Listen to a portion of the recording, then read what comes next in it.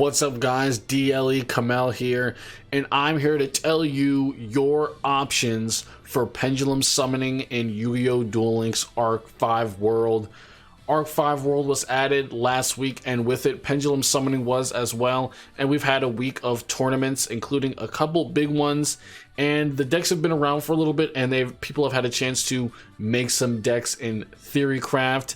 And you know, pendulums, they're in Duel Links. I will say that I do believe that Yu-Gi-Oh! Arc 5 World has done the best job so far at a new world at making the new mechanic playable in multiple different decks, and us being able to actually make several competent and viable decks with the new cards and new mechanics. So I think while, you know, the power of the decks certainly is not up to the standard of the decks on the tier list currently, I do believe that all of these decks, or you know, most of them in some sense, do show potential because, you know, they're viable. You know, they do stuff, and with more support later, they will be doing more stuff. So I'm going to start from what I believe are the weaker decks and work our way up. We're going to talk about three kind of deck archetypes, if you will, in this video. And the first one we're going to talk about is Pendulum Performapal or Pendulum Magician. Now, the reason I grouped these two cards or these two decks together is because sometimes they make use of the similar engines. They definitely make use of the same scales, both of them using odd eyes most of the time, and making use of the two generally useful scales that were included in the Selection Super Mini Archfiend. Oh my gosh, Archfiend Excitrus, dude, whatever it is, and the Aether. These cards are really powerful right now. Archfiend Eccentric, they're the best pendulum scales where they are usable. You know, they're not always usable in whatever pendulum deck. Sometimes the scales and the kind of monster it is just not going to fit, but typically Archfiend Eccentric is pretty splashable in every deck. And a deck like this, which doesn't have any restrictions on the scales you have, and could use an effect like Back Row Destruction, where it doesn't already have it built in, is a perfect place to put a card like that. So let's go over some of the pros and cons that I have listed here, and then we'll get into my thoughts on it. The pros, really the only pro I can find is that the scales are constantly protected. Sky Iris is actually a pretty good card, making your Odd Eyes, Performapal, or Magician pendulum monsters they can't be destroyed by card effects. And yeah, that's pretty much it. Then you can also search more scales by popping your own cards on the field. Maybe you pop a scale that you have and then you get another one that you want. The other pro that I didn't really list is kind of like just like what the decks do. Pendulum Performapal, they really just spam out Performapal monsters using their pendulum effects, and then they have some pretty cool you know, monster effects on the field. One of them tributes boost your monsters by 1,000. You know, if you have odd eyes out, you know, that's usually going to be lethal. But this deck doesn't do anything crazy, right? It gets out odd eyes, it gets out one of these pendulum guys, the rooster, who tributes and gives you piercing and stuff. But other than that, it's like, come on, man, I'm special summoning out for a 2,500 beater. There's not much to say for that there. Pendulum Magician, its main pro, its scales are not as protected, but it can make use of much more to pendulum summon. It just pops. It has much more effective monsters that can be played. It makes use of Eccentric and Aether regularly. Two of these are, you know, summon it, you get to pop a monster, and Aether gets to banish a monster. And dude, that's it. The other Pendulum Magician guy, the rare, he makes it so your pendulums cannot be targeted. Oh my gosh, guys, let's find out really quick what that guy does. Dharma Eye Magician. When it's pendulum summoned, Magician pendulum monster you control cannot be destroyed by your opponent's card effects. Sorry, I totally brain farted on that guy's effect. So, on to the cons, then I'll get into what I think about that right first. Very reliant on Sky Iris and Odd Eyes. Yes, the Pendulum Performapal deck is super reliant on Sky Iris for searching, making your pendulum scales, you know, allowing them to remain on the field. The best way to remove Pendulum Scales is by backward removal, and Skyris doesn't let them be removed. It's very reliant on Odd Eyes, and one of the main problems of that is that the Odd Eyes support is definitely going to be trickled out to us. So we're making use of the regular one form of Odd Eyes right now that we have, Odd Eyes Pendulum Dragon. We have some other crappy ones, but we really want like the good ones. We want the Fusion, we want the Synchro, we want the Xyz, we want stuff like that.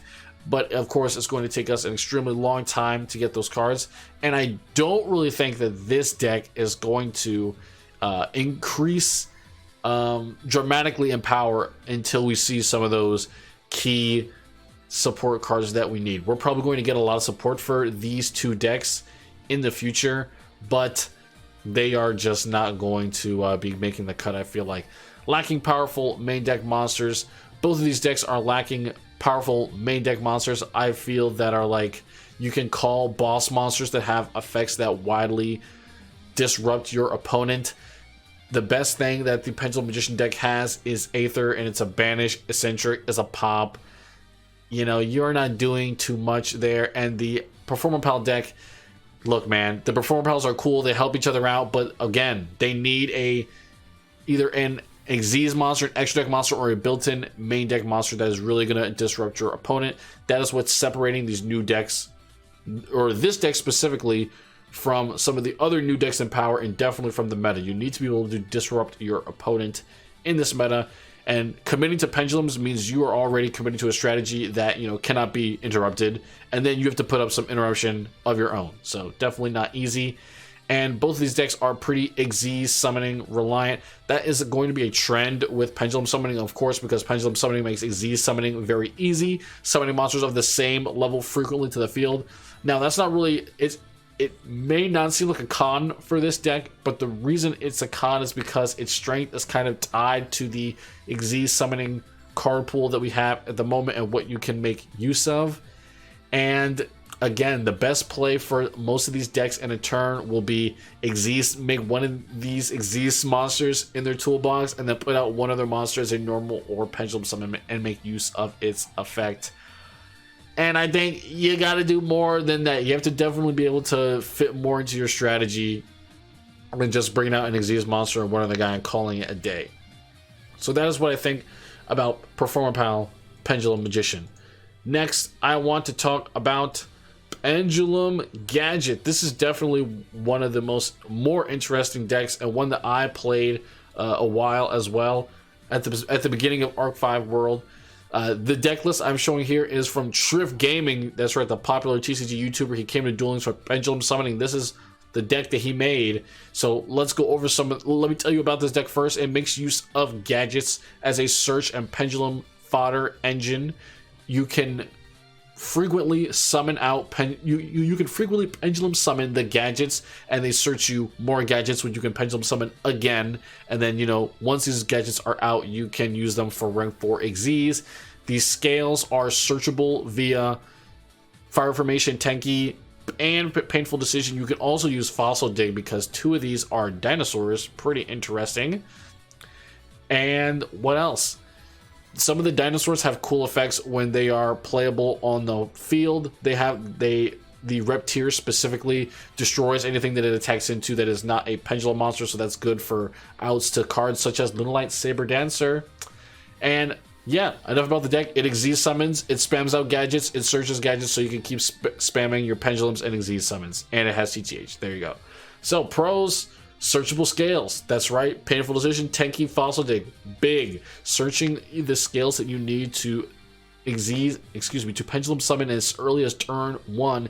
If you just open one scale, but you open some searchers, you are good to go most of the times. That is something that pendulum decks are gonna need.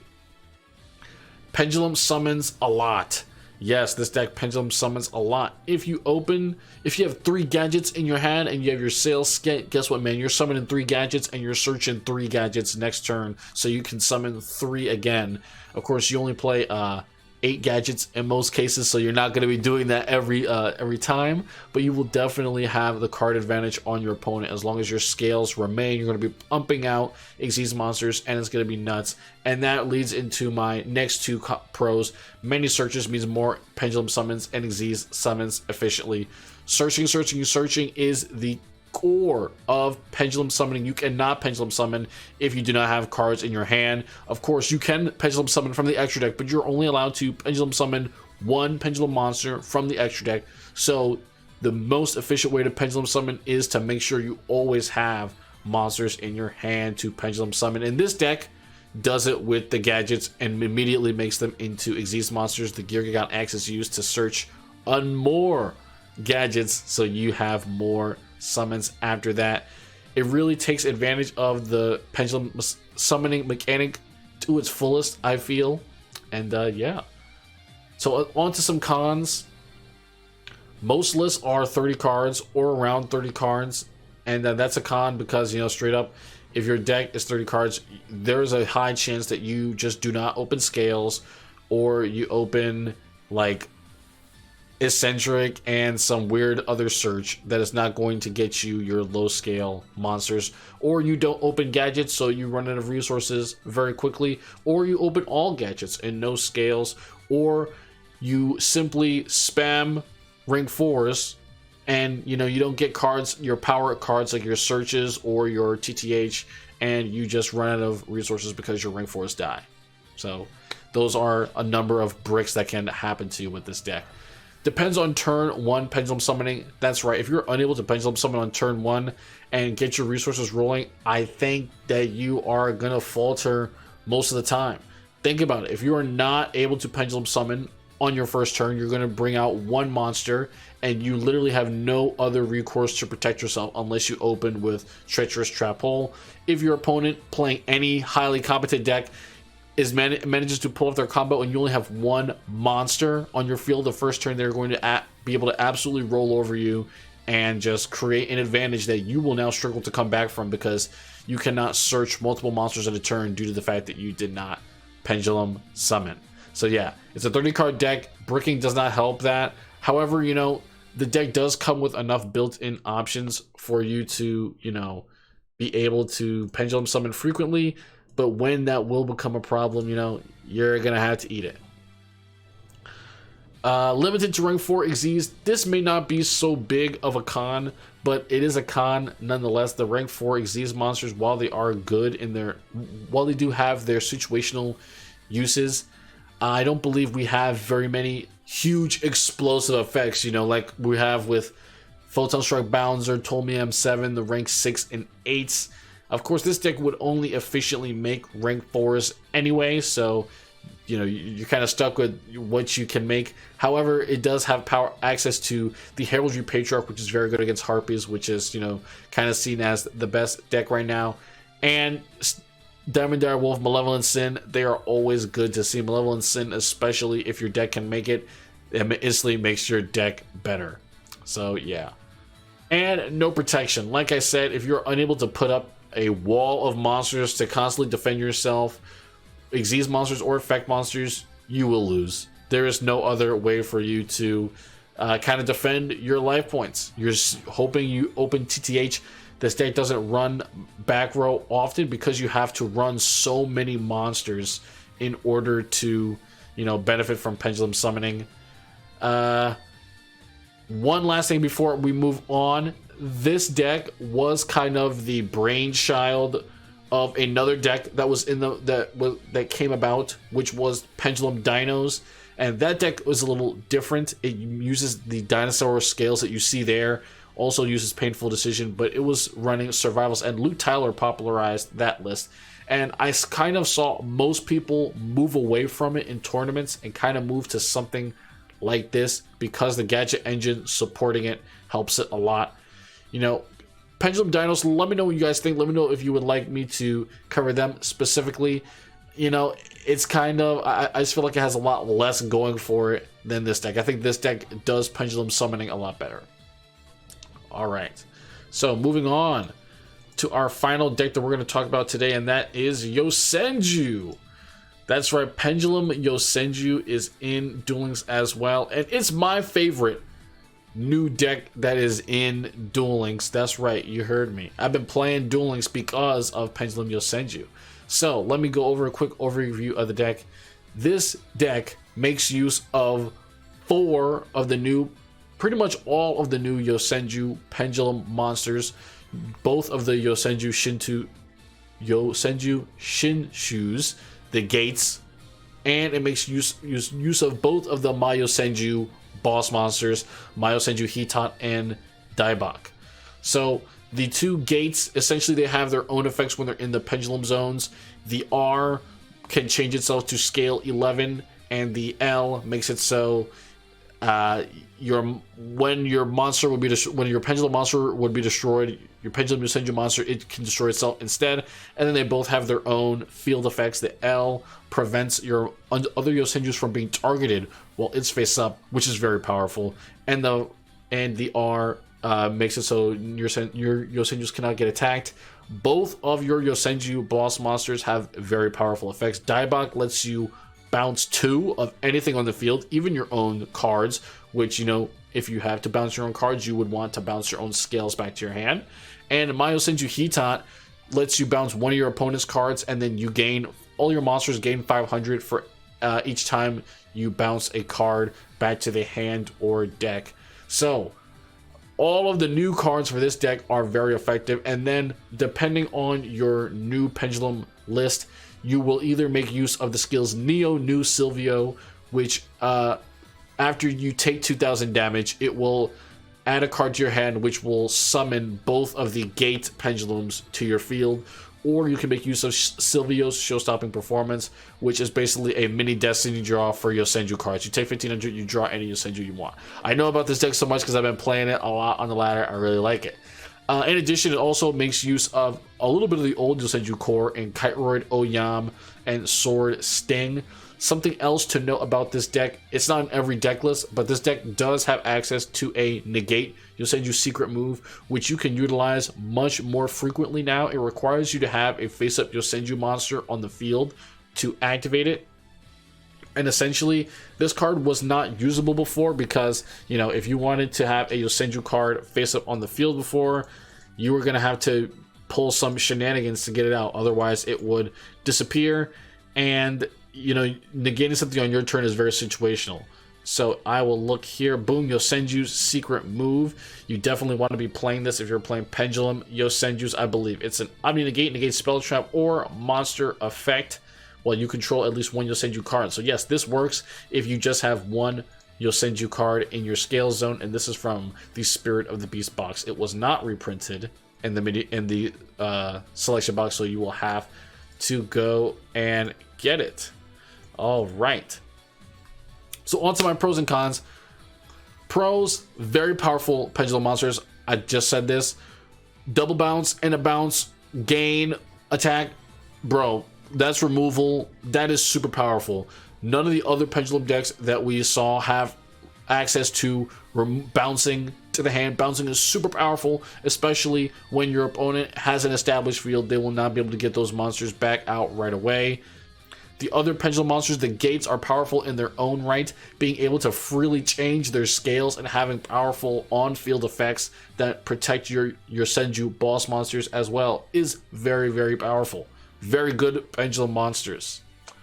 Very safe with hand traps and traps. That's right, Kiteroid, I definitely recommend that you play it because, in both of these cases, you're going to want to be trying to trigger your skill activation for your big power play. And Kiteroid helps you do that, and it keeps you safe when you don't really have, anything to put on your field. And it's good when your Yosenju monsters go back to your hand. That's right.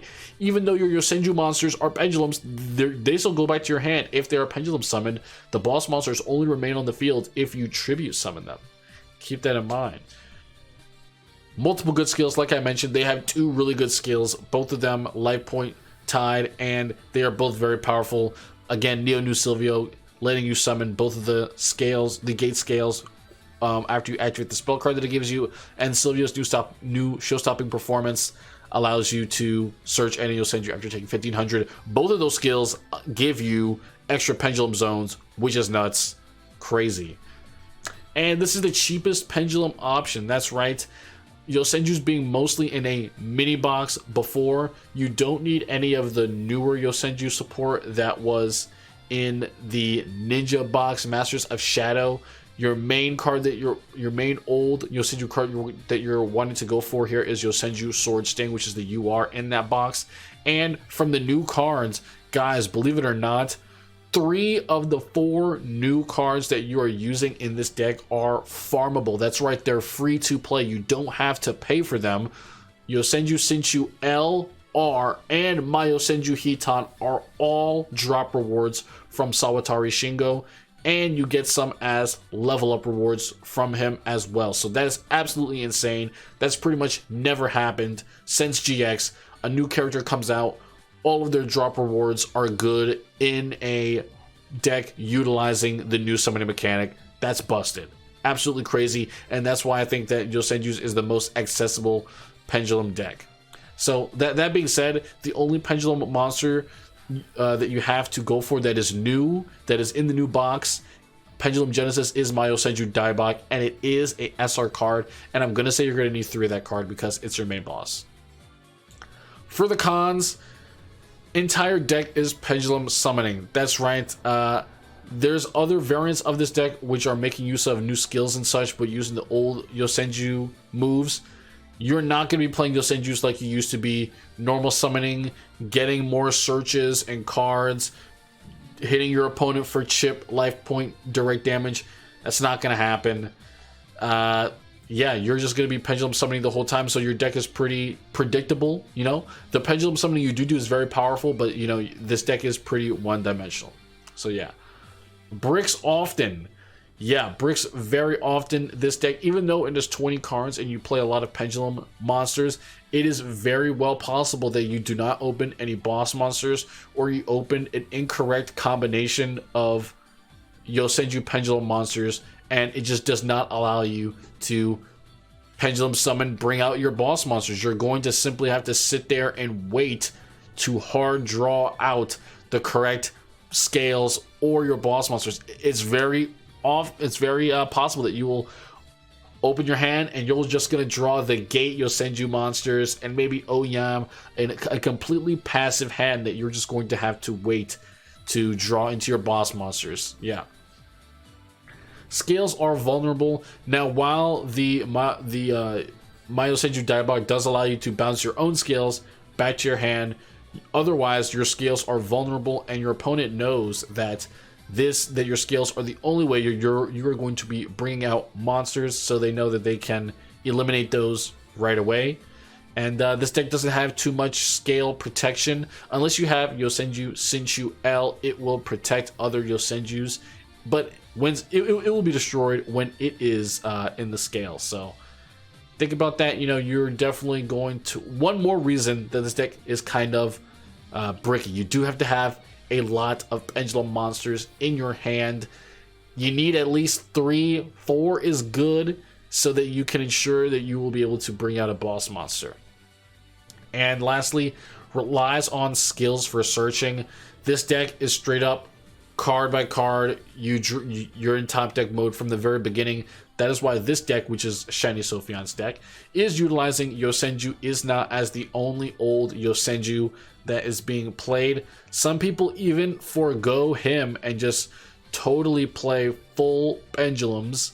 And yeah, I mean, you can do that, but remember, you are relying on your proc skills of, you know, Silvio Show-Stopping Performance 1500 and the new Neo Silvio, which is 2000, and that is not even a hard search, right? That gives you a card that places your gate scales on the field. If you don't already have access to boss monsters, you're still up a creek. You don't have boss monsters. That gave you not boss monsters. So definitely, you know, less accessible in the resource department, more so than the other Yosenju deck, which makes use of the commons.